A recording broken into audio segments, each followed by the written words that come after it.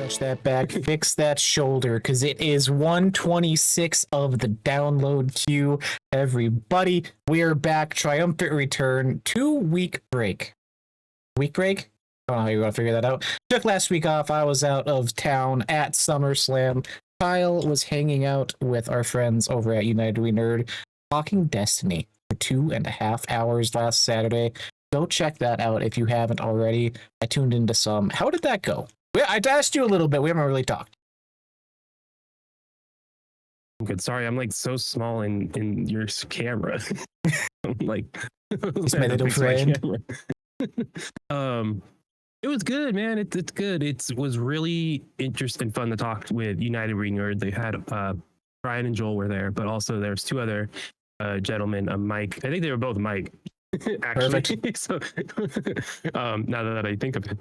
But one of them was a complete PvP guy, at like 2,000 plus hours of just PvP in Destiny. Hardly touched the expansions. Would do the stuff to get the gear, get the meta of the season and the time, and then go into Crucible. And it's like that. I hardly touch Crucible. I would go into the PvP mode, get the weapon I would want for the rest of the game, not to play PvP. So I rarely went in there, and he played it the exact opposite. So it's just really funny and like interesting that that's how big Destiny was of a game, that we both put thousands of hours in and approached it incredibly different and had vastly different experiences. So a fascinating conversation, a good retrospective. Yeah. Someone brought up Marathon a lot, so I won't say who, but man, that guy just kept bringing it up. Damn it, Kyle. He's like, Destiny may be dead, but let me tell you about this Vault Breaker. I'm like, I just look to the future. I'm just hopeful. Marathon's got the pieces. It's right there for you. That's something. But yeah, it was a great time talking with them. I'm glad everything worked out. Had some sort of content last week when we were gone. We're back this week. Triumphant return. So much to catch up on. It has been not the fall season releases, but games have started to get out of GTA's way. We are being swarmed. We are covering everything today, from Halo, Campaign Evolved, Beast of Reincarnation. The King is watching last year's little indie breakthrough that needs more eyes on it, pun intended. I need to bitch about Gears of War EA multiplayer beta that is also not live this weekend. And who knows what else? It's just so much going on. It's taking a week off like this, like, damn. It was nice to be gone and, like, off my phone, away from the news, away from everything happening in the world, and, like, reset for a bit. But now coming back to town, I'm like, oh my god, everything is here now. That feels like that, right? Yeah. No, it's good to take a break. It was nice. Watching wrestling. Yeah, so much to talk. Wrestling. Do you want to talk about that real quick? Or talk about, yeah. SummerSlam 2026, Minneapolis. WWE is its own thing. Saudi Arabia shit. Everyone hates it. Every time they would show a trailer for summer or WrestleMania next year, everyone's booing. Loudly, people are showing they hate this. Like, stadium erupts in boos. It's funny to see. Yeah, that's interesting because they wouldn't. They're muting that on stream. Obviously, we're not getting that. I didn't watch it. Of course, I haven't. I fell out the moment they showed Trump at SummerSlam. I said, "All right, peace out, losers." I don't have nostalgia for your company. Like, yep. I don't care. I'm trying to get into it. So, but yeah, it's interesting. Yeah, you would have known the booze. So that's fascinating. Yeah, they showed it once each night, and both times it was very loudly like, "We can't hide this" type thing. It was a very different experience. This is my second SummerSlam now. Obviously, to Cleveland 2 years ago. Talked about that when it happened. Yeah. Minneapolis is a city I love. A city that has not had a WWE pay-per-view since, I think, 2018, 2019. You would expect it to be balls to the walls hype. Dead. Stadium empty. The stage setup, if you were watching, was at like roughly the 15-yard line, and everything beside that and behind completely tarped off, cut off. In front of the ring where camera is, 2 sections around that completely tarped off, which is where I sat in Cleveland 2 years ago. And that stadium didn't have a stage. Like, they came outside. It was full 360 packed with fans. I think like 18,000 less people here this time than in Cleveland, which is wild.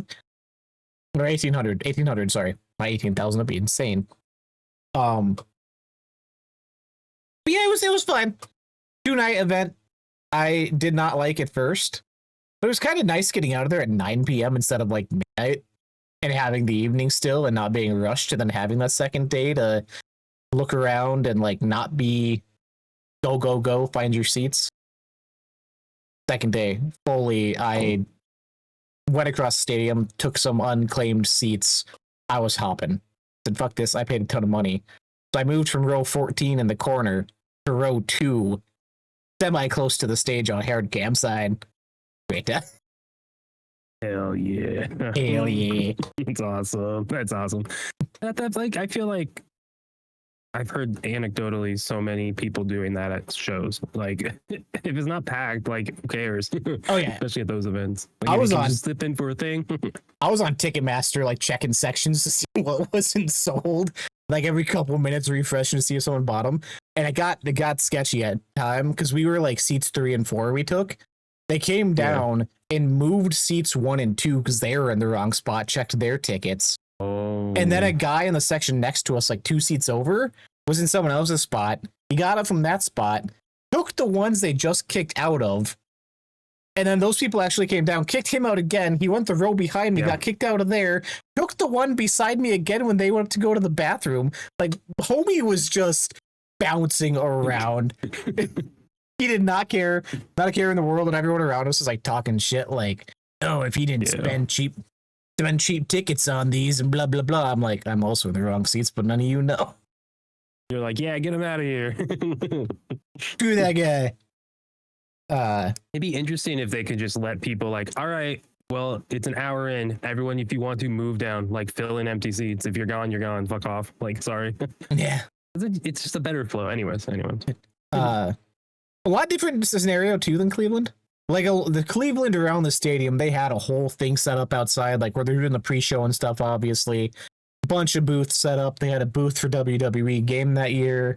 Tends to make your own signs. Whole bunch of like interactive things. None of that was here. Not a single thing. It was like the pre-show setup.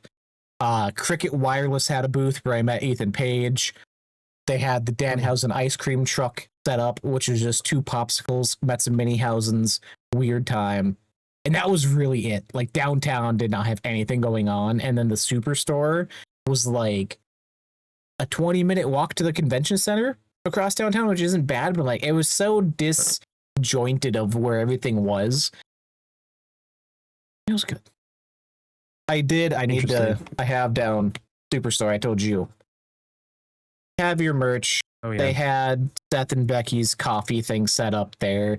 Had the place you can go do a Superstar entrance. Stood in line for that for an hour and 10 minutes and said, fuck it. I would have been there another 2 to do it. Insane line. Sense, yeah. That's all. It sounded like that's all there was to do. Yeah, pretty much. Met Big E there. Great human being. Had a good conversation awesome. when it was like most people getting pushed through. Like had a more personal thing, which is one of the first people I was hooked on when I started watching 9 years ago now. And then they had a special merch section, Kyle. In line to get in the merch store already, with all the signed stuff, signed toys, signed Funkos, signed pictures, this and that, all the signed belts, all the big expensive stuff you had to stay in line for. And they had a little stage set up. With 2 people, I was like, oh, you're fucking loud, annoying, obnoxious. And I was like, what are they doing? They had mini helmets, which I guess is a big thing because you can just buy specific mini helmet cases for this shit. I was unaware. Mini helmets signed for $160.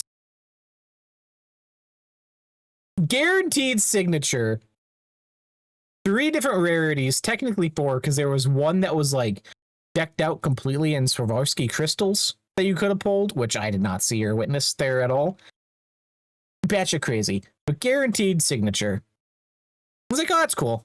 I'm not buying one. Day 2, went back to the store, sold out of hats. Didn't have a single jersey for me because the Vikings one looked like trash. I was hoping they had a Twins jersey. Didn't have that. Didn't have anything I really wanted to buy. So you're like, you know what? hop on, transfer some money from savings, more debt. Went and bought a helmet. There was 10 left, Kyle. Had him in rows of 3. I'm looking at them. Take the middle one, grab the one underneath it. Come buying it. Buy it.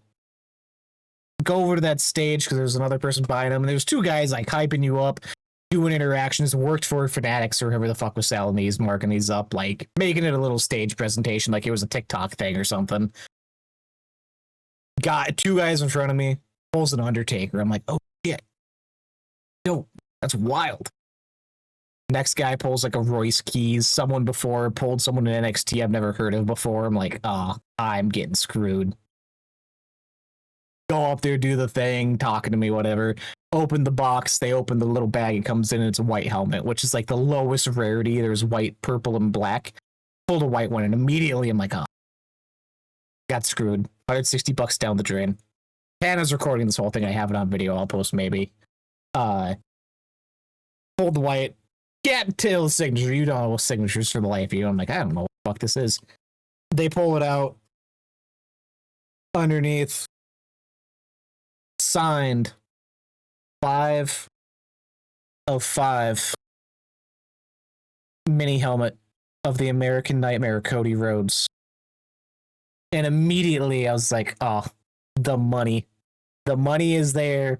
I can sell this. I can make it back. But I'm holding on to it. Holding on to it. Something with such a low chance of pulling that they did. I'm like, oh, this is dope. And it made the whole trip worth it, you know? I could, if I ever get more into debt for more wrestling, I can just turn around and sell that bitch online for like a couple more $100. I hope you can. Like a main event person for the event that was made for, that's a dope. Like it's not one of the legend names, obviously. It's not one of the special names. They have duo signings with like Undertaker and Kane. There is a Cody and his wife, a Seth and Becky like tag team stuff going on. But for like single autographs, I'll take it. 5 of 5. What a pull. Hey, that's a good upsell. He wrestled at the event that I got this at. Main event. No, he wasn't. I thought Main event night 1. Lesnar was. Oh yeah, it was. Fuck. They switched it. Because Lesnar was supposed to open. I saw that. They switched. And then he. Yeah, they moved it around because he was supposed to be main event, and then they moved it like day of. Yeah. Yeah. Well, he wrestled at it at least. He wrestled. But he's done. He's done. Witness his last match. Get that fucker out of here. That'd be crazy if he retires and you do have like a solid pull now. Like out of nowhere. He's like, yeah, I'm done. He is. What do you mean? Not Cody. Lesnar. Oh, well, yeah, I was talking about not Cody. Okay, that makes sense. No, God, no. Yeah, I don't give a shit about Lesnar. I could give a shit about that guy. What an awful human being, most likely. I mean, he was in court now, right? Yeah, and he It's to shit on a woman, right? It's settled now. It's not. It's swept under a rug because his best friend's in office. Like, sorry, this is totally not what we're talking about. I don't care that much about it. He's like, I don't even watch this anymore, but I still hate him. It's part of the reason I don't, though. Anyways. Yeah, I'm happy I don't have the nostalgia. Don't even have nostalgia. I've only been watching 9 years. Like, that's 9 years. I tried 2 years ago. Yeah. There is nostalgia to it. The gear stuff was dope. There was people from Xbox there that I did not realize were there. I was did the gear as a war thing. Yeah, I was really hoping they had like not even a tent set up to get free swag. Literally anything. Nothing was there outside of the representation on the ring and that whole match on night 1. That was it, but it was still cool. Like people were hype about it there. The fact that they were doing that, Xbox 2 years ago would not give a fuck. You would not catch them doing anything that massive. They don't even do commercials anymore. But to have like an event like that still, pretty big deal in my eyes. We'll see. It makes sense for Gears at that event too for wrestling. So hopefully it is a good game. We'll talk about that one later. Yeah, that's SummerSlam 2026. Yeah, that's good. It's good that it was a good time. That's all that really matters. And I have eagerly await a new day arriving in AEW so I could try it again and get into something. I'm saying I just end of the month. All I in know. Wembley. That shit's I know. going to pop so hard. I know. I have HBO. We do it. So I'm like, shit. I get AEW. Still gotta buy the Gotta pay-per-views. just do it. That's okay. I'll go half That with you. sucks. Damn it. 50-50. Oh, okay. We'll talk about it. We'll talk about it. Because if I would love to try to get wrestling. The whole art of it is really cool. I get it. It's fun. It just sucks when they're like, hey, we're gonna use manipulation and we're gonna talk about it in our Netflix doc, and we're gonna just And it's like, oh, okay. Feel kind of scummy watching it a little bit. Yeah, I do. But also, it's like I don't need to commit 7 hours to it a week. It's so much that I'm not. We got done. I was like, I'm not watching this on TV anymore. It's not worth the And hassle those of shirts are like. atrocious. This was the best one, wrestling dude. wrestling shirts are atrocious, man. This was the best one. They had like, if you were a Lesnar That's fan, not bad. they had like Lesnar's actual Vikings jersey you could buy. Like that was a cool thing if you're a I Lesnar forgot fan. he was on the Vikings. Him and Roman. Roman. Oh. Yeah, and they had like a fun Lesnar Gophers jersey, like Minnesota State, like a shirt for him there themed, cool stuff like that. But outside of that, very basic shit. The match shirts themselves were just the bad AI logos of like the face off they were using for promotion. It was just like 4 of those smacked on one shirt. Like that looks like shit. Yeah. Well, good thing they got Saudi money coming in. They clearly need it. Mania, Saudi Arabia next year. Can't wait. Gonna fly over? Absolutely. Be there day one. $20 tickets. Enough wrestling. We got games to talk about, Kyle. Where would you even like to begin? They start digging into the massive amount of releases we've both been playing. Essentially, what we've been playing episode to catch up on the past 2 weeks. This is what this is going to turn into. Alphabetical order. Gears. Beast before Halo. G before E. Beast of Reincarnations before G, my guy. I know, but I wanted. Yeah. Gears. It is coming off of SummerSlam. Gears' promotion during the 3-way tag team match.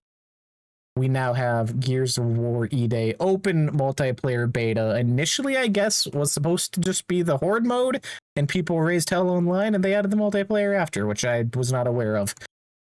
Open now, I believe, through Sunday night or Monday morning. You would hop in, get to level 20 as the max, unlock some customization options, banners, decals, weapon skins for doing things in game like headshots. How are we feeling? Evolution of Gears, jumping is now a thing. Wall bouncing, Nasher spam is still the meta to go on. How have you enjoyed your time? Yeah, I hopped in, have not touched any arena mode or multiplayer of that. I don't enjoy Gears multiplayer. So it's something I would hop into at some point, maybe just to see it again, but I know what it is and I just didn't care.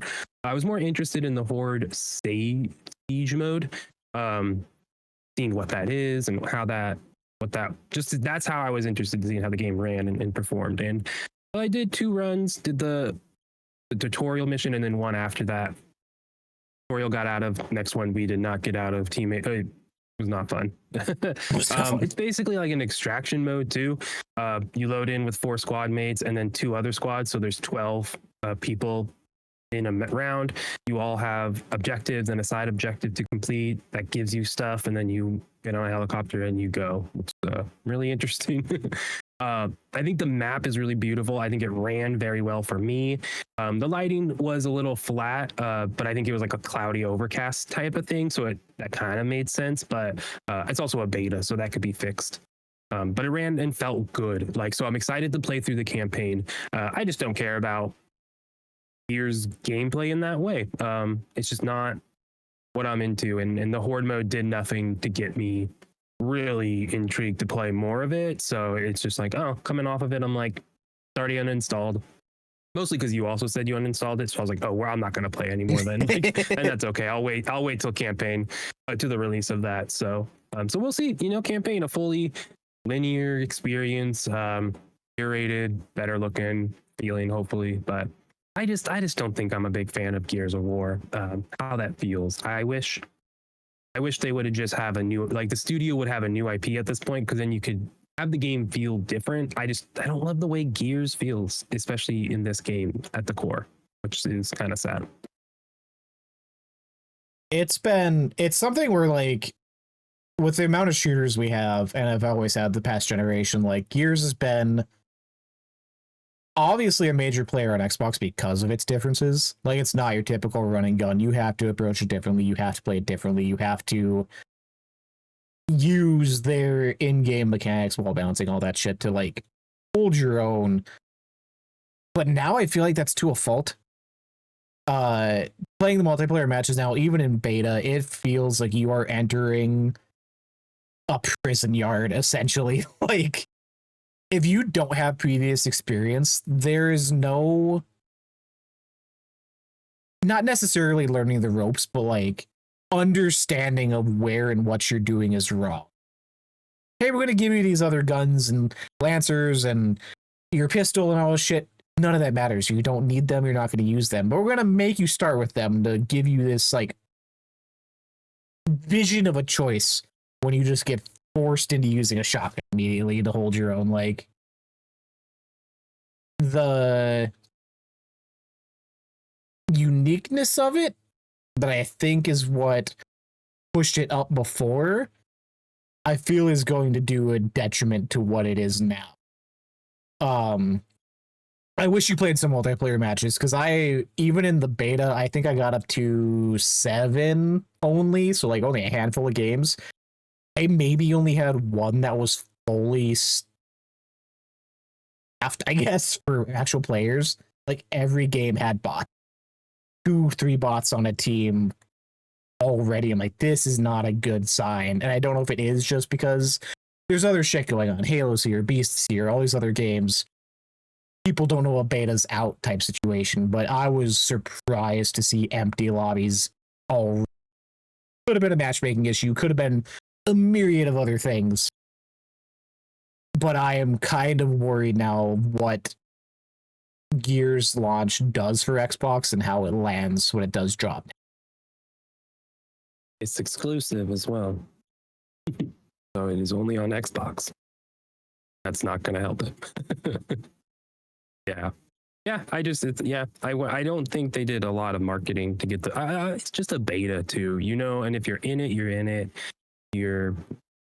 We know, so we hopped in. And if people are waiting for Gears, they're in the game, or they already hopped in last week, because I think if you were pre-ordered, you got early access to it last week. So, I think it's not that big a deal, but also you coming in like, oh, I'm going to try this out. Like Gears multiplayer. Oh, I can't even get a lobby. That it does hurt the overall look of the game, but we'll see when it launches. I don't think exclusivity is going to help. But again, I don't think Gears multiplayer is why people play it. Some people play it for that. Oof. I hope they're okay.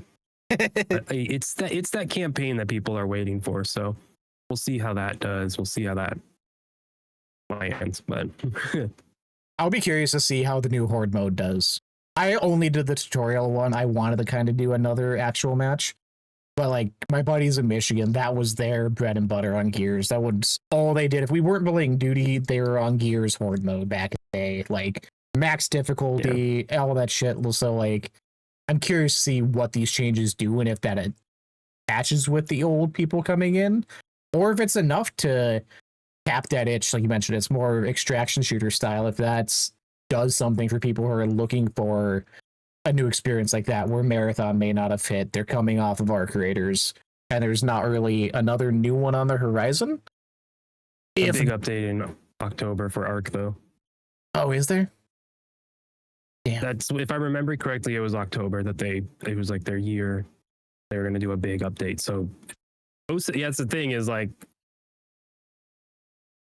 yeah, I don't think people looking for extraction is going to be playing Gears for that mode. They're going to go back to Arc. I'm eagerly awaiting that. I'm like, I want to see how that game is after a whole year. Yeah, that'd be a wild return too. Yeah, that's the thing. Like, it's a tough area for Gears to release in for a mode that's like, oh yeah, play this more than a couple nights. It's like, I think that's kind of what Gears is. It's just like the Halo campaign Evolved. It's like, it's something you play for a couple nights. You go back in with friends to do like legendary and co-op and just have fun. I think that's what Gears is. I don't think it's going to be.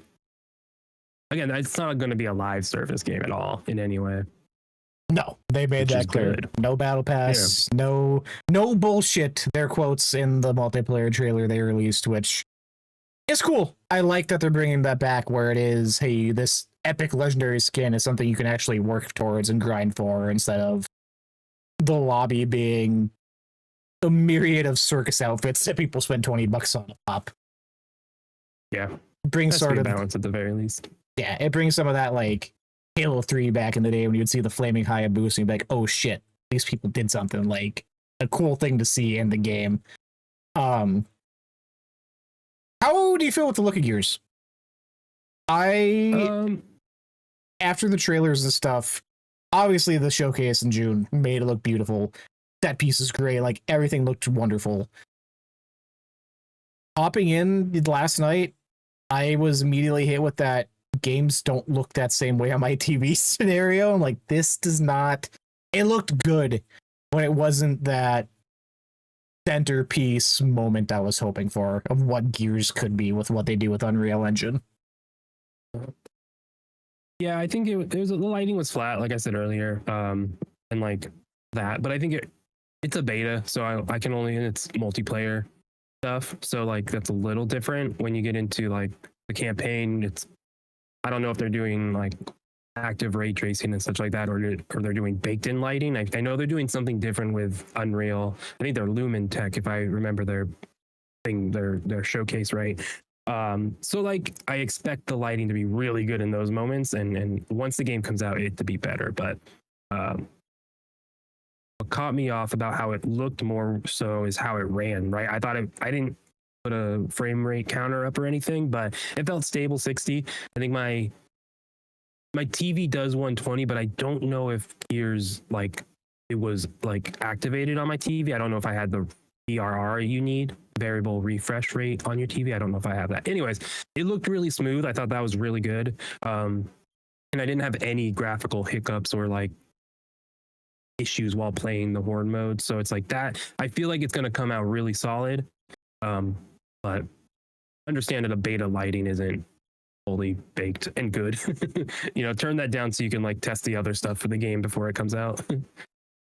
I mean, it's good though for only playing the horde. Like that's the one I would worry about. It's suffering the most, being a way larger map, being that many more players on, having 20 different side missions going on, and people all doing different shit that are affecting the world at the same time. Like point.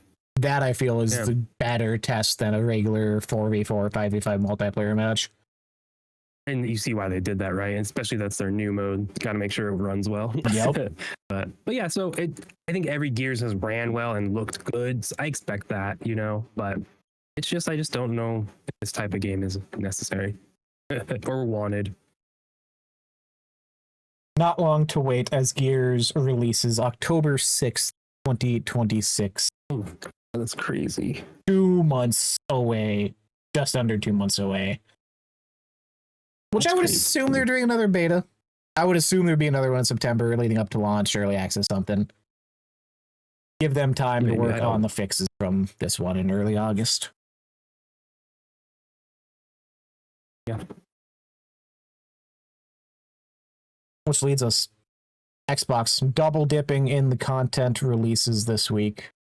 Halo Campaign Evolved, faithful yet modernized remake of Halo Combat Evolved's campaign. Experience the original story rebuilt with high-definition visuals, updated cinematics, refined controls, plus a brand new 3-mission adventure featuring the Master Chief and Sergeant Johnson. I admittedly have not had a ton of time with this yet. I have done very little of the main campaign and the first new mission so far. Again, out of town, came back, catching up on things. It's Halo. Coming in, I know last time we had an episode, you were not super excited about it. Fuck Halo. I was not super high on Halo 1's campaign to begin with, and having it redone for a third time, I was not very excited for. The transition off of engines and how the game feels, bringing in new weapons, stuff that was there initially, kind of piqued my interest. While beautiful game, it is very much what I was expecting top to bottom, and I'm not very hyped to be hopping back into it anytime soon. New missions seem fine. It's more the same. Hallway, shoot into a battle arena, hallway, shoot into a battle arena. I don't know. It's such a weird thing to bring Halo to multiple platforms and have this be like the first thing there, when I feel like so much of the feel and energy and what made that initial experience special is gone with the updated graphics, with the updated visuals. It just feels, it's got the Unreal Engine 5 soulless thing going on, you know? I don't agree. No! I have played the complete game, rolled credits last night on the campaign, stayed up late. My back was hurting, so I couldn't go to sleep. So it worked out. I just kept playing Halo. And that's probably why my back hurts. Fuck. Oh well. But yeah, played all that, played all 3 missions as well on normal. Didn't do anything crazy. Don't search terminals. Didn't search for skulls. But yeah. I understand why they remake this. I understand why they do this. I think the additions they add, sprint, all that, make this really good, modernize it while still 100% feeling like core Halo campaign. Like, this is still Halo Combat Evolved, the campaign, right? It's still at the core that it is just modernized, and it's everything you would want out of it. By the time I'm rolling credits, I'm like, that was just really fun, and I actually want to go back and play it again. Like, it's just crazy. I didn't think I was playing. I got stuck on the last level, one of the last level's keys. I just was in one section where it's like, fuck, I'm surrounded behind me and in front of me. Like, I can't run through. I can't stay back. I just got stuck for a while, and I was like, ugh. But it was fun. Once I figured it out, I was just like, hell yeah. And I'm like, oh shit, like, I'm having a blast getting stuck and figuring it out. I didn't think that was going to happen. I really like this game. It's weird again. This is what, the 3rd time they were remaking the campaign. But when you look at the remakes from like the very first original to Anniversary, where you can like go back and forth and that's still the core game, and then you have this one which is updated, new graphics from the ground up, rebuilt, and a new engine, or it's on top of Halo Reach's engine with Unreal 5 rendering on top of it, which I think is really important to know, and I think it makes a sense of why it feels the way it does. I really liked how Halo Reach feels. That was the first one that added sprint and that all that stuff, and I think it feels like that, and it's really good, and and such. So getting to the library, getting to 343 Guilty Spark, the updates they made to those levels, the library is completely redone. I think instead of, like, you go in the opposite direction this time, and the way the environment slowly gets more and more infested with flood, it's like, oh, and the way the flood looks is just really good. It's just, it was like, you know what, by the time I'm at the top and this area is full of flood, we're here. I get it. This looks really, really good.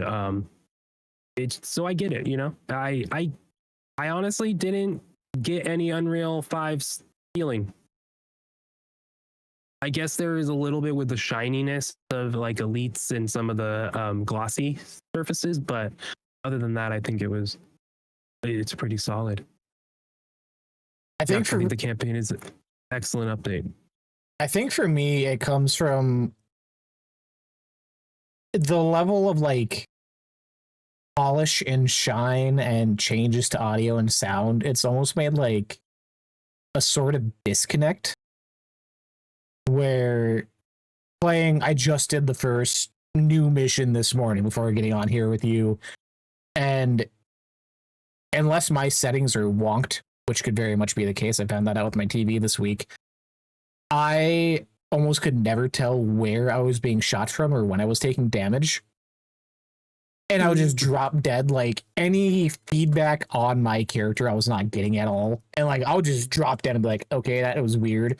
And I had to like sit back and like start watching for where bullets were coming from, just like see the effect it did when I was getting hit. And I felt like that shield recharge and the shield dropping, like those old sounds that I'm so used to, aren't necessarily there or as prevalent which is making it will say- weird to like maneuver through.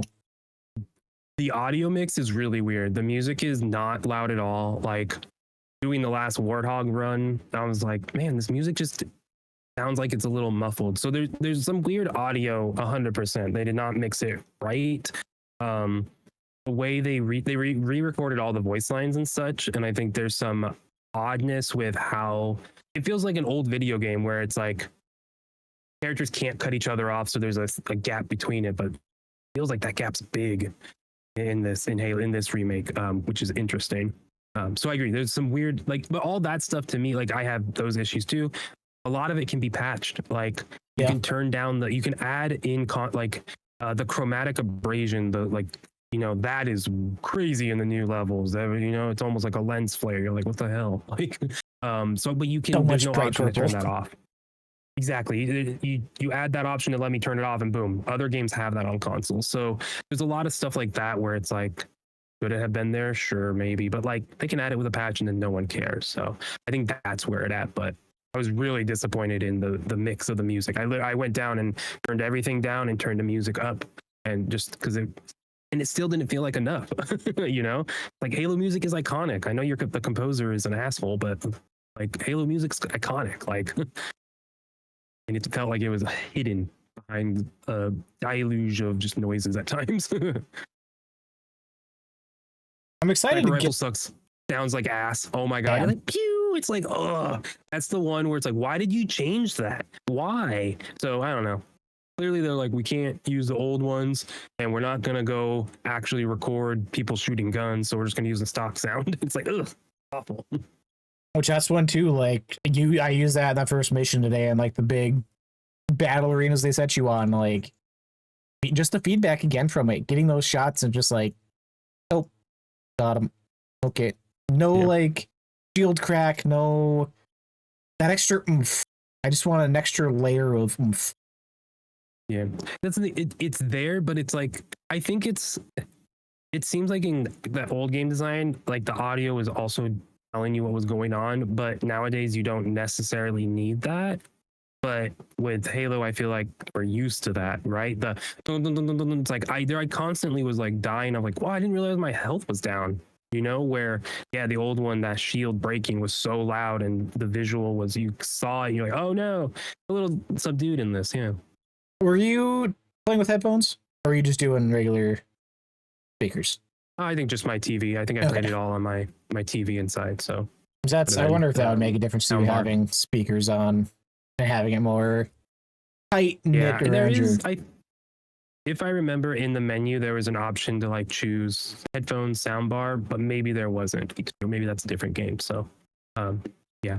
Either way, audio is a disappointment, which sucks for Halo. It shouldn't be, but the 3 new missions I really liked. I felt so much Destiny DNA.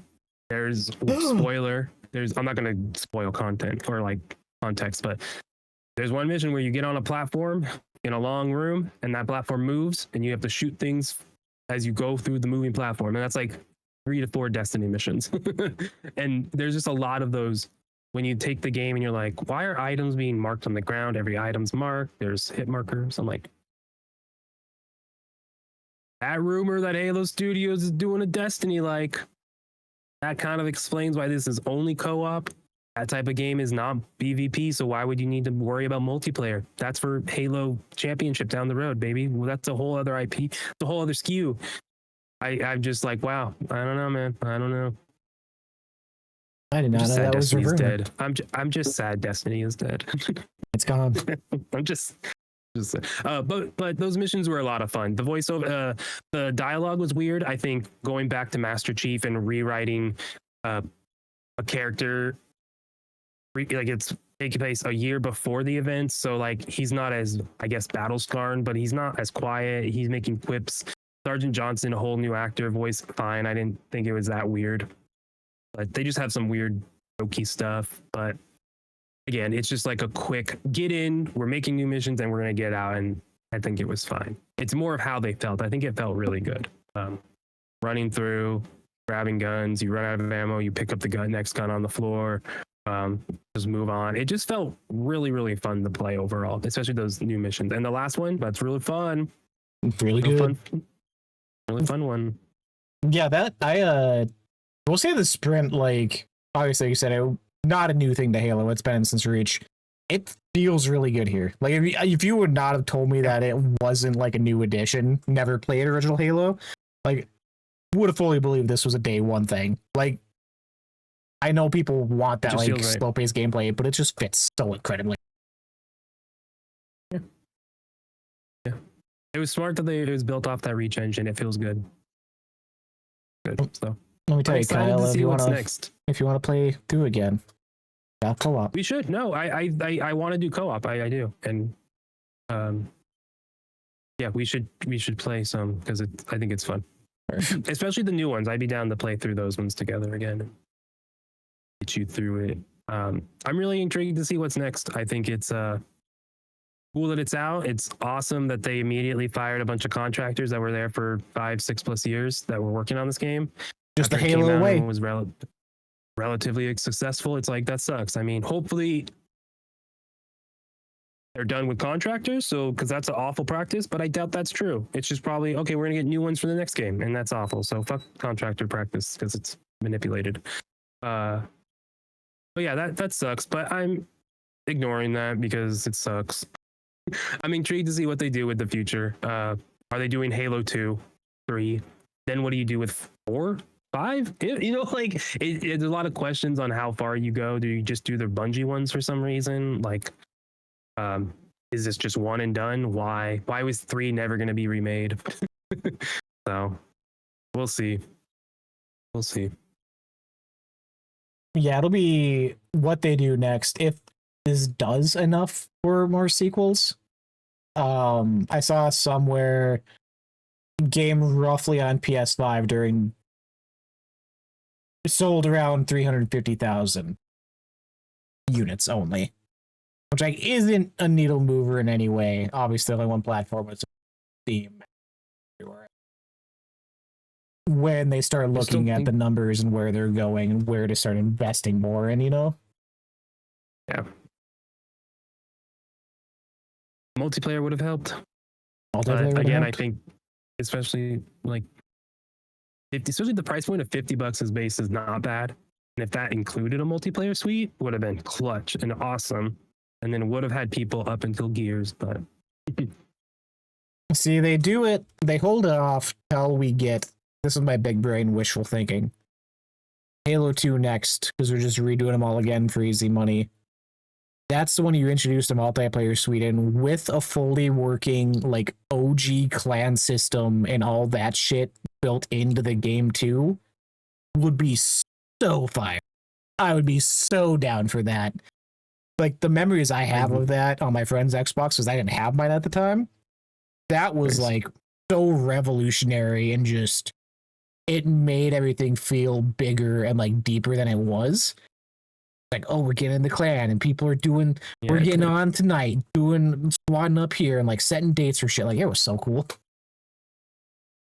Yeah. I fully expect before, like I predicted Showcase.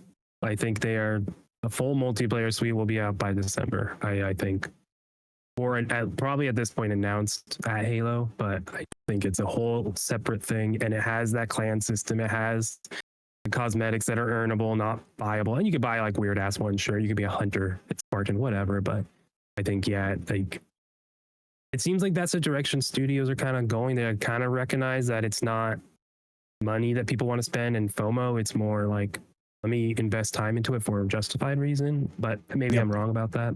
But it feels that way, you know. Gears being the way it is a sign of that. So I'm hopeful because yeah, Halo Suite would be really, really, really fun. The sandbox is so cool. I think that's what's the kind of close off last things I want to say about Campaign Evolved. Like they captured the physics in the sandbox and the goofiness of it and getting stuck in zones a couple times, and then especially that last mission for a while.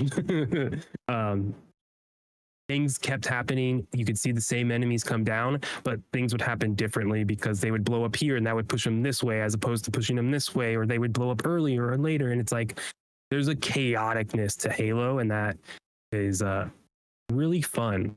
And I think it's just it'll be fun to hop in with you and see how we go and if we have a fun time. But yeah, it's crazy. There's Bungie game design, Bungie level design, how well it still holds up, my guy. It's crazy because when you're playing it, it's the same levels, same missions, and you're just like, man, this is crazy. And also, Pillar of Autumn is just a marathon ship. Before they made it all pretty in the new one. It all comes back to Marathon. Who keeps bringing it up? It's just there. It's just there. What do we have next? Beast of Reincarnation, the other new title this week. New title from Game Freak, famously of Pokemon and Tomba the Badass Elephant on Xbox One, never forget. Set in a post-apocalyptic Japan, humanity's only hope lies with Emma, an outcast shunned from society for her affliction, and Ku, the blighted dog. Together they embark on this expansive adventure in this one-person, one-dog action RPG. Something we got last year, part of the developer direct at the beginning of 2026. People had their hopes up. Something that looks dope from Game Freak. Something that looks graphically impressive from Game Freak. Something that is just so wildly different to be hyped for and follows the Souls-like parry, dodge, combat, and what everyone loves right now. Out and out middling reviews. Sadly, I think people across the board kind of let down or what they were expecting from this.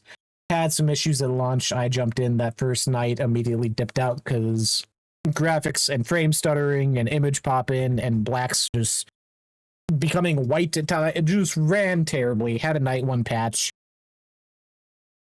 Jumped in a little more. Got through the first boss and I immediately put it down. Not what I am feeling right now, especially when I'm also playing Hell Is Us on the side, which has a similar gameplay style. Just not for me. Very open experience, very non-linear in a way of I don't feel overwhelmed by the amount of space there is. I don't feel overwhelmed by the amount of stuff to do. But just by the sheer size of everything, I'm like, this looks like a trek from one place to another. Game gets very weird at times where you enter a cutscene in an area that fundamentally changes around you. The scenery, the landscape, everything. You exit that cutscene, you're right back where you were before, like nothing ever happened. Like weird cuts, weird jumps, dialogue's weird. Combat's kind of weird while cool, and like I could see parts of training combos together and using traversal and all these things. It just didn't do anything to grab me at all.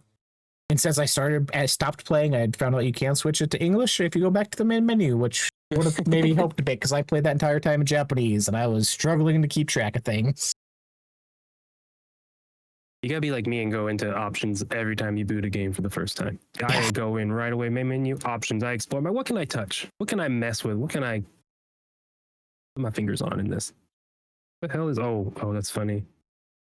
I saw anyway, sorry. The camera picked up something behind me and it scared me. I was like, what is that? Oh, it's Marcus. Master Chief. Oh. He's a Master Chief statue. His legs. Talking shit like, about my game. Red legs. I'm like, well, man, no, I like your game. Stop it. I guess that's the old version. Tangent. Apologies. The hell were we just saying? Beast of Reincarnation. There it is. As English. Yeah, you got to go into the menu and there it is. Yeah, there's a lot of weird stuff in this game. It is. I really like it. I really like the vibe. I really like they don't give you a lot for the character right away, but I'm still into her, like, and the dog, and there's a mystery that's intriguing enough. Like when you're walking around the open world, there's just like a song playing and someone singing. Really like that. I haven't played a game that had that. So like, that's just a vibe exploring. There's captions, subtitles are way too small. I can't read them. So yeah, I turned off. I purposely went with the Japanese one because I heard that was a better performance.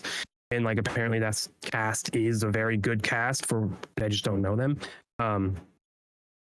but I couldn't read half the time. Like it's hard to like, you know, run around and they're talking as you're running, fighting, and you're trying to read really small words. And there's no way to edit that. It just is what it is. At least I guess I didn't check main menu, so I should have done that. But stuff like that made it hard to want to play like that. So yeah, I turned it back to English. Fonts small in some areas. Weird audio. The weird difficulty. I feel like enemies are really easy, and then there's a lot of them, and it's like incredibly difficult, and you kind of have to. I haven't figured out the parry to the point where I'm in a flow with it. Very parry based, it seems. Every parry gives your dog a charge. Your dog in combat coup is essentially how like Final Fantasy Remake and Rebirth play, where it's this active time delay, so it kind of freezes, slows down time, and you're able to have coup do an attack ability, and then it's like Expedition 33, where it's a timing based thing, and you click A when it's in the meter, and boom, he does his attack, and you get a little bonus. Really like how that whole flows. It just doesn't feel fully fleshed out yet. It's really cool. I love how it just kind of flows together, but there's something in the game where you're like, this isn't done. This isn't there. There's a rough edges in weird places, right?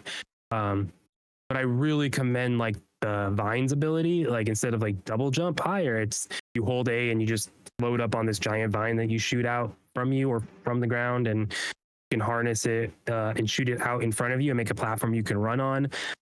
You can do that pretty much anywhere you want, and I think that's really cool. It's like that's what they were like focused on and making that work and feel good. There's a lot of really cool things in this game, but a lot of weird edges that kind of make it hard to keep going. So especially knowing it's like a 30 to 40 hour game, I'm like, oh, oof, I don't know if I have that in me. So I don't know if the patch is out. I saw there's putting a patch out that's addressing some of the subtitle stuff and the pacing. So I hope. I'm like waiting for that, and maybe next week I'll get back to it. But unfortunately, it's also getting really busy. You know, a lot of other games are coming out, so I'm bummed this isn't capturing me like I wanted it to. It's on my Fantasy Critic. That's a bummer. But it's like all the elements are there for me to love it and want to play it, but the game is like, don't like. How far did you get? Hopefully, it has a turn. I did the first boss, I think. And then he runs away. Yeah. The giant deer looking thing. Yep. Yeah, and then I have to find keys, and I have found 2 of them, and I have 1 more to get, and that's where I stopped. So yeah, we're like right similar area. Makes sense. Yeah, the natural kind of time check really is like you put enough time, and you're like, do I really want to get this other key? They give you the first one, so you're really only getting 2 keys. It's the difficulty thing is what's weird, because that's what I was worried about coming in and listening to reviews and people comparing it so much to Sekiro, so much to games in that style that I just don't vibe with, because I'm not ready to get my teeth kicked in all the time. That's not my jam right now. And at first, like, this is dope. I can deal with this. It's not too bad. Regular enemies. Very quickly, when you understand what they do, it just becomes either dropping down from them from the sky and getting insta kills, or just button mashing the shit out of them because they don't really have anything to defend or like counter with. And then you get to elite enemies, and like they're not bosses, but they're tankier, beefier, have a bigger health bar. Like they're set up to be not difficulty checks, but this is you need to focus in now. We're not button mashing, we're not spamming shit. You need to focus in on this enemy. And those feel so different to me because you get hit twice, you're dead. I don't know if I wasn't leveling on my health right, but like you don't have room for error. It is you're executing this good, or you're restarting this fight and we're spawning you however far away from your last campfire. And that's where I started being like, I don't want to keep doing these run backs for small enemies that aren't bosses. They're not walling off areas, because it's an open world. You can jump around, go where you want. Like, they're not blocking you off from content. It's just, we're going to drop this random thing here and have it just kick your teeth in for a little bit. And if not, come back for a 5-minute walk. In those fights, it becomes like, yeah, you can counter and block and parry and all this, but to me, I felt like I was leaning more towards you need to do enough parries and stuff to build up your meters to use Ku's abilities. And it was more of a grinding for energy for him to pop his stuff off to let you those windows to come in. Because he does do a lot of damage and he does a lot of cool stuff. And like you were saying with the button prompts, it pops up. If you hit one right, it refills your health a bit, or it burns the enemy and does burn damage. Like all these little things you can customize it with. And I feel like I wasn't using him enough, and using his abilities felt more like a gauge you were building up. It wasn't readily available, and he was just kind of there waiting for you to build up enough parry to pop it. And then you do, and it's like, okay, gotta restart this whole scenario of parry to get one thing off. Just the timing and how that blended together didn't really work for me. While cool, it looks flashy, the shit he does is cool, the effects around it are cool, like, looks great. It just didn't blend in how it's executed or what you have to do to have that kind of start working together, which maybe gets better as you invest in skill trees, have timers be less, have the build up required less. But if it takes 20 hours of the 40-hour experience, I'm not ready to sit down and sink my teeth into that. Yeah, especially when the story isn't like, I'm intrigued, but not enough. Like, it's not doing enough to, like, I have to keep going. I'm more like, I want to keep going, you know, but I don't have to. So it's like, I don't want to keep grinding that just for that either. Yep. Yeah. I think it just has a lot of rough edges, you know, it's everything. It's like fun, but like whose ability should charge passively at the same time, kind of like in Final Fantasy, where it goes faster if you're controlling that character, but it always is just charging up to a degree. And all of a sudden you're like, hey, I have all three ready to go. And I did only play as Cloud for that moment. Like, I shouldn't have to only parry to get his abilities charged, because that means I am waiting. And I just clicked the last time I played. I was like, oh, I gotta actually parry to get his abilities going, because some enemies need you to use Ku's ability. It's like, all right, it forces you into those systems. I think it's a fun system, but yeah, the way it forces you is kind of oof. It's sad. I wish it clicked more. I wish I was more hype and on board with it, because this was one of the ones, I think both of us, like you said, we were both kind of waiting for this to come out, have it be big player this year, but as it stands right now, maybe better over time. Wait for updates is what I would say. It's not, again, it's in Game Pass, it's going to be there for a while. Wait to get some stuff pushed out, wait to see if issues you hear people having are ironed out, or if it becomes a better experience, or what have you. I might drop it down in difficulty too, and just like it's a fun, like, I think it's fun just to like vibe and be in that world, and I'm intrigued to, but I don't want to have to grind it out, right? So, and that's the thing where it's like, did this game need those systems? Did it need to be as difficult and like as punishing? Like, oh, you died, like you do have to go back, you only have 3 health charges, and like then you have to rest to recharge them, and when you rest, it's going to bring back all the enemies. It's like, does it need that? I don't think it does. Like, it could have been a more Assassin's Creed as opposed to Souls-like-y. So, but hopefully it's good enough. Hopefully it's good enough to let Game Freak do something similar in another iteration, because I think it's really cool. I think there's something there. So, It's good luck, Emma. Good luck, Emma. That's the character's name. Yeah, I hope it doesn't discourage either them or investors or whoever's helping fund these things. I hope you're going back to the Pokemon machine, because that's been kind of they're being held back by Nintendo to just continue popping these out every couple years. When like, hey, we finally got this new one out and it didn't still quite hit the mark. Like, where do we go from here? Do we go back to smaller projects? Do we go back to a little indie stuff like Tomba? Check out Tomba. It was a good time. He's a badass elephant.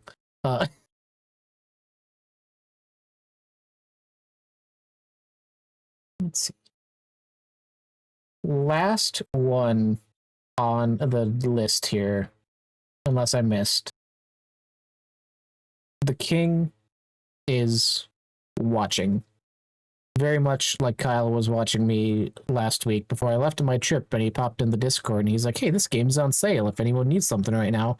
At the exact same time I was going through the eShop to find the game for my travels and trip in my 8-hour drive. I just knew. He just knew. Downloaded it.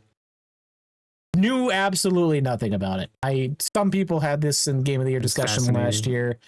Never got on my radar, never checked it out, never looked up what kind of game it was. And I've had a very slow burn falling in love with so far.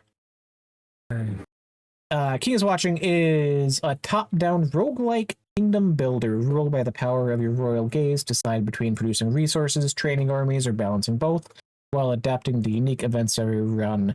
You are in charge of a kingdom, which is done in a grid-based, I believe it's a 5x5 to start with, wave-based tower defense, essentially, where you are planting crops, planting wells, putting down trees, putting down crop fields, to gain resources, to build buildings, to recruit troops to defend your kingdom. Plain and simple what it is. You're gaining resources to build troops to defend. Very open-ended on what the game teaches you. It wants you to learn things very naturally, I feel. It has a tutorial that does its job.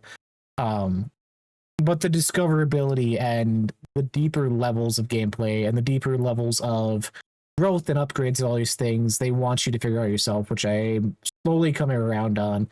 It is a very interesting game to start learning. At first, your kingdom only operates when you are looking at it. That's the name. King is Watching. So each character you have, there's multiple different kings. I only have the first one, obviously, very early on still. But they have a line of 3, or it becomes a 2x3 grid that you're moving around your kingdom where you're placing buildings. And those buildings you're placing only operate when you're hovering over them. So while you're managing resources, while you are sending troops to the barracks or doing all these things, you have to constantly be hopping back over to that, not a screen, but that section to, oh, I need wheat. Move my thing over here to have it over a wheat field and things. And it's a very interesting way of doing it instead of everything just be passively, where stuff like that becomes a thing you have to keep in the back of your mind. Something that you need to keep coming back to when there's multiple times at the start of, shit, I can't build troops because I don't got wood, I don't got wheat, I don't got water, something, and moving buildings around to fulfill those needs so I can have multiple things going on at once. Very hard out the gate to understand and learn all these things and figure out controls because it is kind of wonky on the console.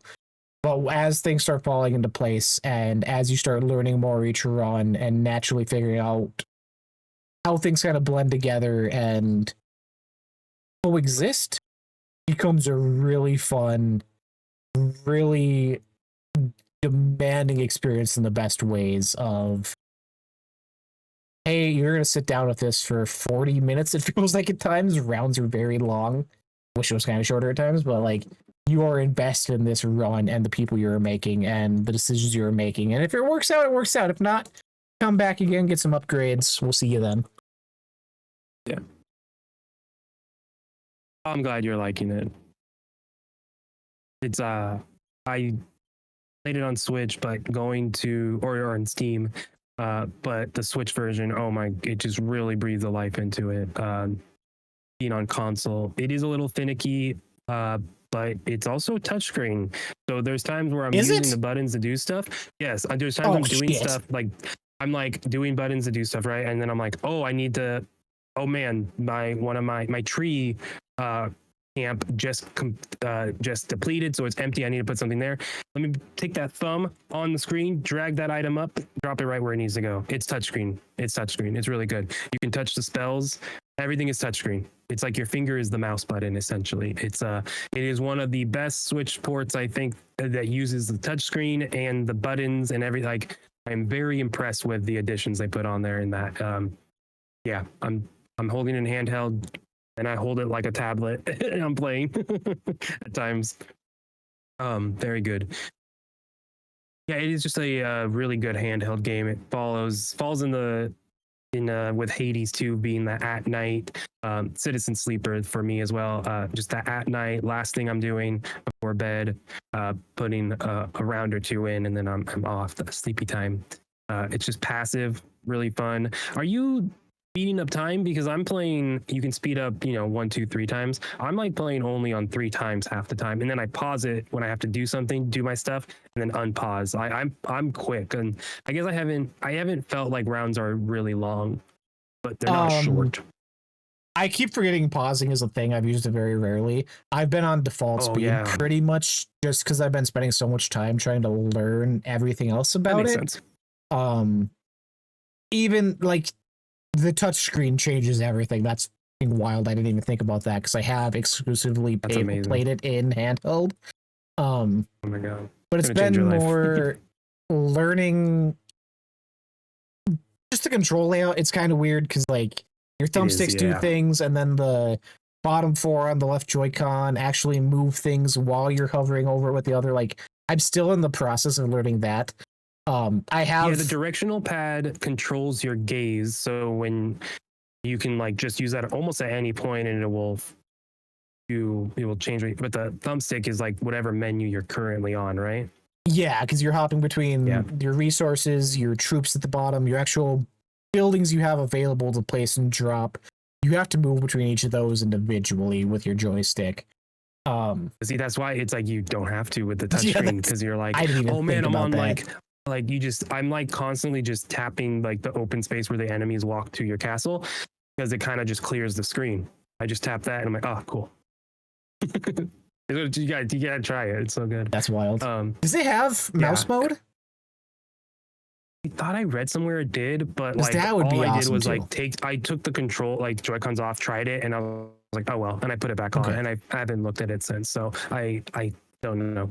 Look it up real quick. Yeah, it's just and the depth is there. Like I bought the Second King, but I haven't used them yet. There's like 17, I feel, different advisors, and each one does different things, and you can upgrade to the point where you can have, I think, 6 or 8. I forget if it's 3 and 3 or 4 and 4. You can have multiple advisors active at once. One of them gives you 100 extra, or doubles your wall strength. So you go from 100 to 200. One makes your production 5% faster across the board. So like once those start stacking upon each other, you see, oh, I'm gonna get real powerful real quick. It's gonna let the game go faster. And and then each mission, like the first level is like the village. You can there's like different tiers that give you more upgrade currency, and then there's different it's just like a perfect little roguelite. You're just like, man, I can just like, it's almost like an idle game too. A lot of depth, but also simple once it gets there. Well paced, so I'm excited to keep diving into it. My honestly only real issues with it, I brought it up to you on Discord, is I wish some of the options were more upfront in how they're used, and the knowledge the game gives you was more pronounced. I'm still having issues with, you get peasants to start, and then you can get madmen or militia and spearmen and all these different things, and like knowing which one is a direct upgrade of each other and what to be swapping out. Obviously some like peasants get rid of immediately when you can, but like the upgrades of what's better. And you mentioned, if they require a better resource, you usually go with that one, but even that gets kind of murky because you get iron and then gold and then clay and all these different things that kind of feel in the same tier in my head of what I should be focusing on. Some of the barracks where they're training troops, they do say like what the effect is that they do. So I think if the whipmen building, I think they it provides a buff or a debuff, one of those, right? So it's like parents like, oh, if I have this troop, that's going to either help myself, or I think it slows the enemy down, right? Then another one will increase crit attacks or something, and such like that. And then like a swordsman, you're like, they have a little more health and such. Bumblebees, I think, do something too. There's bumblebees. I saw that. But I think it's like some of them, like when you start seeing the effects start to build on each other and such, but it does leave, it's a strength, and of course a falling a downside of it is that it's so open-ended, and it just like, no, you have to figure it out, and when you do, it's fun. It's like, oh yeah, like having the bumblebees is helping me actually in this moment. Like I feel I'm actually getting past this enemy or different stuff, right? Or the horses, like, oh, I finally got the stables, like that's cool. Like, and oh man, they're faster, so I feel like I'm going through getting weight. Yeah, anyways, it makes you have to figure it out, which is again really fun, but when you don't know, frustrating. Even like with upgrades, when you upgrade your troops, it'll be like it gives you 3 options.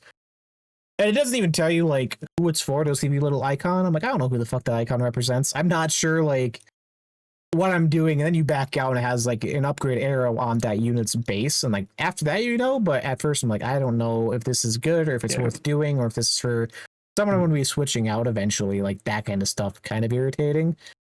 The other thing that's been a huge that. Oh yeah.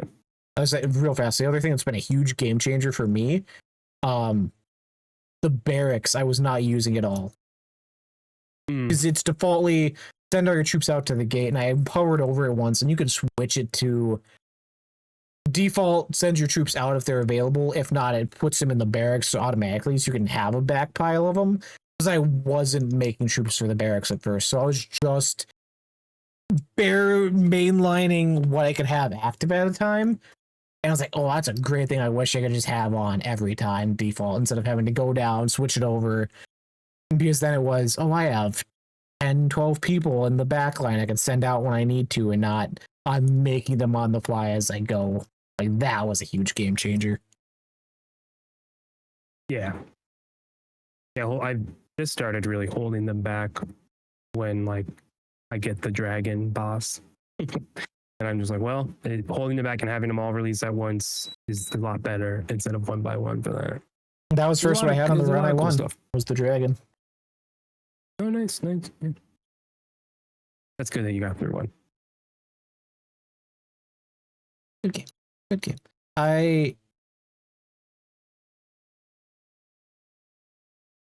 You played it on Steam. You like it on Switch. Do you feel like Switch is the better way to play? Because in my head, a mouse like is almost required to have like top level play if you were doing like high end runs, but the thing is, it's so idle. I get that it's like active and you have to pay attention to it, but it's not like you're around a lot and move like you can slow it down, and it is very slow in my opinion. I really feel like a handheld just makes this game really good. Just pick it up, do a run, put it down. You can pause in the middle of a run and just put it down, and I've done that a lot. Pick it, like I said, it fits that Hades 2 slot that it was for me. Just pick up and play, and I think it didn't do that on Steam for me, right? Like, but maybe I also didn't commit enough time to learn it, and then I could passively play it and do other stuff. I was just like, this isn't clicking for me, but on Steam, but. No, I think on Switch it's amazing. It's like the touchscreen editions. Just it is.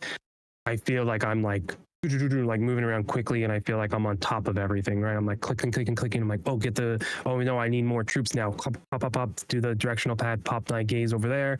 And then at the same time, I'm like, oh, I need to refill a building. Drag it over with my finger. It's just, it's so fun to just go back and forth. And man, the Switch 2 is cool because of that. It is. Just imagine like Destiny. If I can just like, oh yeah, let me just like click in menu. Like it's just little things like that in games are like, if you're gonna have games be cloud and cross save, you should have a software or an AI be able to register, oh, they're touching the screen here. They're meaning to press the button A. Let me automatically make that assumption. Put it in. They're touching A here. It's like, come on, you can figure it out, right? Smarter people can do that. Is touchscreen in games is cool. The touchscreen how you interact with stuff outside your kingdom too? Because I feel like I've gotten a relic or something where it's like when you cut down a tree, you'll get this instead of a resource. And I don't know if that meant like my forest in my kingdom, or if you can actually like interact with the trees and stuff outside your walls. No. Maybe it's actually, I have to go to that menu itself and use the cursor. But no, I like started poking the trees and nothing happened. But there's like, there's a spell where you can cut down parts of the forest and such. And that's where you can do it.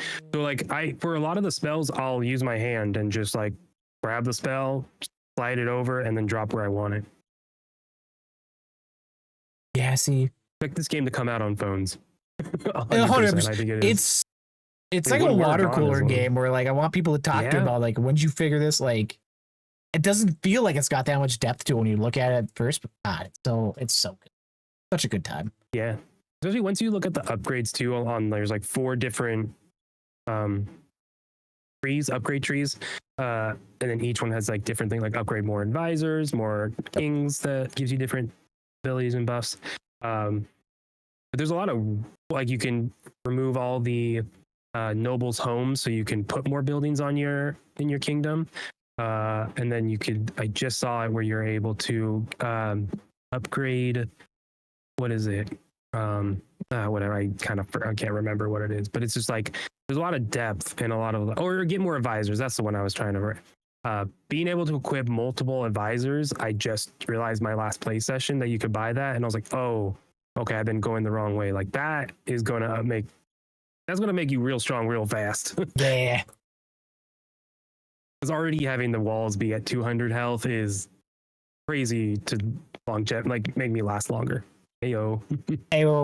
Yeah, I had the 200 health, and then I think there was a reward from not a quest, but like there'll be waves where you can like you have to drop Yeah. and choose your own waves of what you want to face, and they each have a separate reward. I got a reward from one of those where I got you building that you could place, and if you hover over it, it like passively fixes your wall health too. Like each Yes, time it yeah. does, it's like +5 back. So I was just constantly like facing the dragon, pop over, build some more troops, rebuild my walls. Like it just Every flowed time so I well. purposely get some clay production going, I do not get that building. I'm like, come on, I'm trying to build into that. Yeah, it's a game that's built on you playing it over and over. It wants you to be like, what is this? And like be like, oh, that's what it is. Okay, now I know next time. And upgrade and buy more buildings. And I got like 3 things, and I get a druid camp now. I have a druid bear troop every now and then. Dope. And then there's like spells like annihilation and like understores, like upgrade new spells. There's a lot of depth, and you can see, wow, I'm gonna get real powerful real quick. And then it makes sense why there's multiple levels, multiple threat levels as well. Each zone that you can play, it gives you increased upgrade stuff. So it's just like a roguelike game that's roguelite, and it's awesome. There's a bunch of upgrades and DLC that's already out on Steam. So like they're gonna continually add more to this game over time, and that's good to know. It's really awesome. Yeah, I was actually just looking at the DLC. They have Grounds of History update, which adds 3 new kings to use, one of them being Cleopatra, which is fun. That's fun. It's hard not to recommend it. I think it was on sale for Switch 2 was $12 during the sale. On Steam, Yeah. base price is $15 only for literally countless hours of playtime and learning and just fun. It's just a fun, solid game, and everything it does. That, like you said, it's more updates. Hopefully, things adding more options over time, adding more advisors, whatever it be. High recommend. Man, I'm glad you like it. Good. Now I know touchscreen is the thing. I didn't even think about that in the car. Because this was That's exclusively like crazy. we split the 8-hour drive, so I had 4 hours both ways to play, and I've done a couple of runs since we got back at night. God, yeah, it's Yeah, I'm excited to game-changing. hear. I'm excited to hear your thoughts on that, because yeah, it is. Once it clicks and once you kind of the muscle memory almost, it's just. And once you like pause and speed up the game, like that's where it really kind of. You're like, okay, I just gotta sit and wait for this now, and then pause, do what I need to do. All right, unpause. Like, Yeah, I wonder with the upgrade ones if I can like touch the screen to see what it upgrades, but it'll actually tell me who it is instead of just a little icon that's small pixelated. That possibilities I are don't think so. endless. Yeah, I don't think so, but yeah, you're good. Anyways, I think that will do us I believe you off. don't want to talk marathon. Oh yeah, marathons. What's new with marathon? I did one before I left. I finally did a full run of cryo. I had 0 clue what the fuck was happening. I was carried Breaker? by Caitlin with 4 ends and some other guy who just kept picking my body up. because I was aimlessly walking behind them. They did like 4 or 5 vaults. We got out. I had no clue what happened. My knowledge of cryo is still 0, even with a successful run. It is amazing. Last weekend you were gone, and Marathon had double XP, so I just committed and played a bunch of Vault Breakers. Only did that. Was talking with people, did some runs like that, did some silent runs as we just did it. I kind of started carrying people because I understand and know what to do, and it was just like, all right, you guys you're not grabbing the dumb cryo empty filament thing. I'll go over the preservation and grab it, and then I'll go into the bottom of control and fill it up. I'll do this. Like, it is a very, very crucial, necessary mode to teach casuals how to fucking play an endgame map that is not forgiving. So it is cool that they have it, cool that they figured it out. I'm excited. It's until the 18th, so 10 more days from today, you can still hop into it. But I fully understand what to do in cryo. We did compiler twice, did not beat it. The last time we had like 10 minutes left, and this guy just died and left, and he was pissed. And our teammate was like, "What the fuck, dude? Why is this guy being an asshole?" And we got the compiler. We almost killed it, but there was only 2 of us, and I'm pissed because we would have beat compiler, which is awful. But it's an awesome mode. I'm just worried about obviously the future and such, but we need to hop into more Vault Breakers because I think when you're in a group of people that know what you're doing, it's quick, it feels good. The upgrade roguelike elements are really good. It's all very limited in scope, but it's because they're testing it. I'm excited to see what season 3 brings. I'm level 100 now, so like I got that again, which is clutch. I'm gonna get that. But I still don't want to play cryo proper. I don't have the loot, I don't have the stuff. So it's like, what do you do about that? Like, they're in a tricky spot. Game director is gone. So what are the changes now going to be going forward? Obviously the current direction wasn't working. So a lot of questions, but that mode is a lot of fun. The cryo map is crazy. It's crazy how much there is to it. And when you add PvP stuff on top of it, that's just crazy too. So a lot of fun. I wish, is there double XP now? Because I want to get to the point where I get the 100%. Damn it, I want to get the 100% on it, but I'm like, I need. If we grind out, if you and me play Vault Breaker a couple times, you'll get there, and they'll do another double XP before the game's over. I need you to verbally walk me through, because like doing the one run, I was like, this is dope. We did it. I did it, but I'm like, what I gained from it knowledge wise, next. And I'm still like with cryo, I'm still at the point where I'm like getting lost in hallways. I'm popping open the map because I'm going on the wrong side, and I know the map now. I'm like 20 yards away from my teammates, but they're on the other side of the wall, and I have to backtrack like 4 minutes to get to where they're at. Like weird shit like that. I'm like, I'm right there on the cusp. I can feel it. Yeah, it's like King is watching. It doesn't hold your hand, but once you learn, it's like, oh shit, this is good, and like there's agency behind it. So it's the strength and the downside of it, right? It's unforgiving, but once you get there, it's like, oh shit. That's why like a solo mode to figure it out is so important.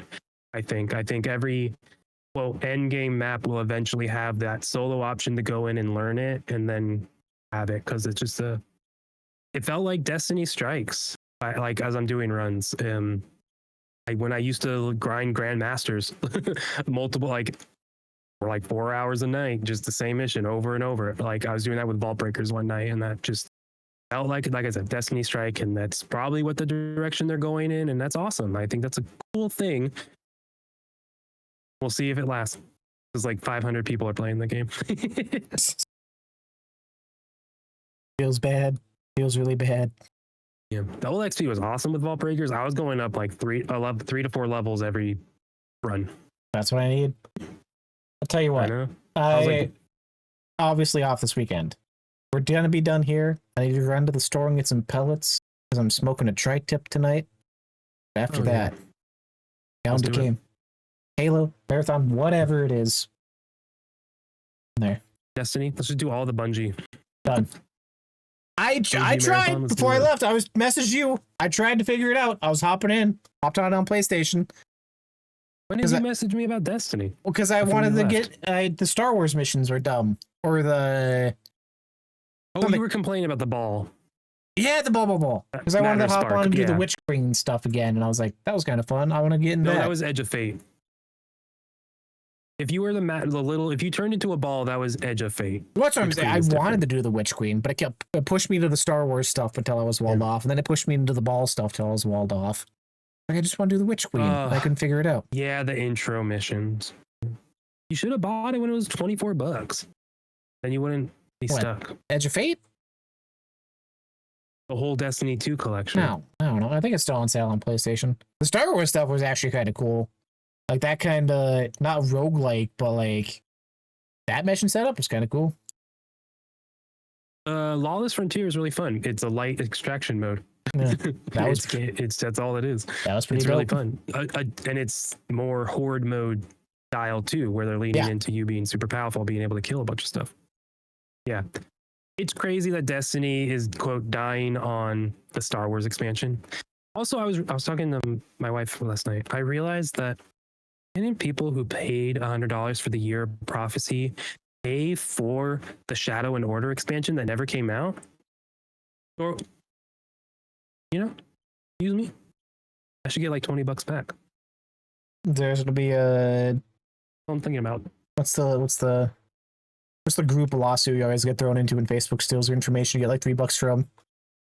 How has there never been a class action lawsuit Class of action. the fact that when you bought Destiny 2, you bought the Red War, and now you can't play the Red War campaign? It's coming.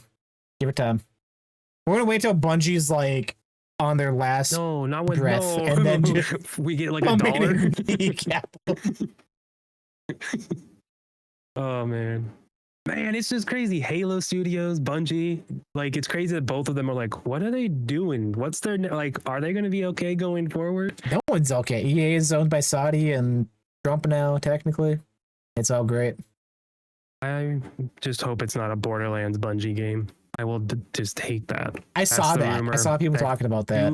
That 2K and Bungie might be partnering for a Borderlands Destiny game, and I will just like not play it. I hate Borderlands. I don't enjoy it. Just had an awful movie. Why would you go with that IP? It's a rumor, but I hate it, and I just want it known. Please don't. Especially with 2K. Ugh. We hated Bungie monetization before. You're gonna have Randy Pitchford be the guy like, oh, I'm in charge of Destiny now. Here's a magic trick. Shut up. Hey, but maybe that's your pathway of getting a Destiny movie starring Kevin Hart. No, that's even worse.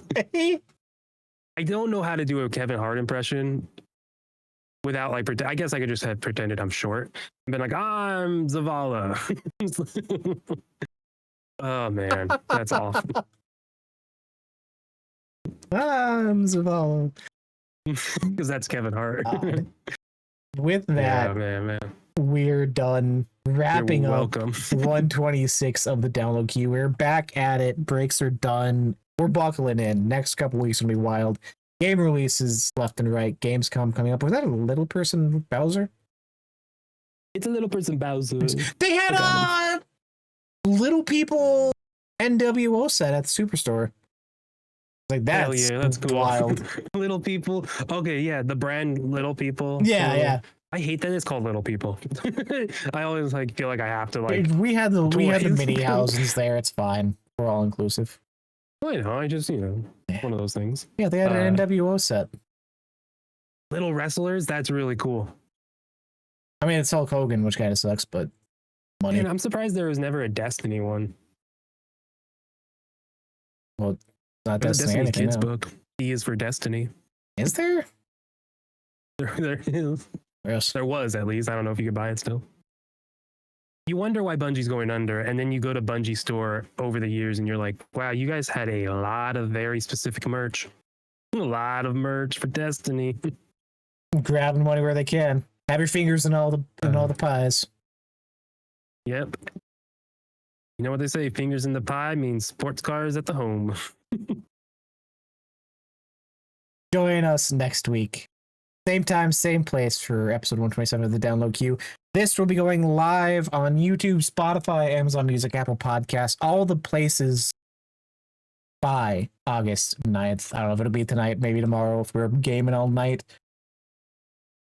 Till then, happy gaming. Go check, before we leave, go check out the United We Nerd Destiny thing that Kyle was on. Go check that out. 2.5 hours content. Again, I checked out some of it. It is available. I don't think it's on their YouTube. I had to go to their Twitch VODs to find it, if that's being uploaded anytime soon. But go check that out. imagine. Give that a listen if you are a Destiny fan. Until next time, happy gaming. Be good to each other. Play some good games. We'll catch you next time. Dude, Rebirth is amazing. Rebirth is okay.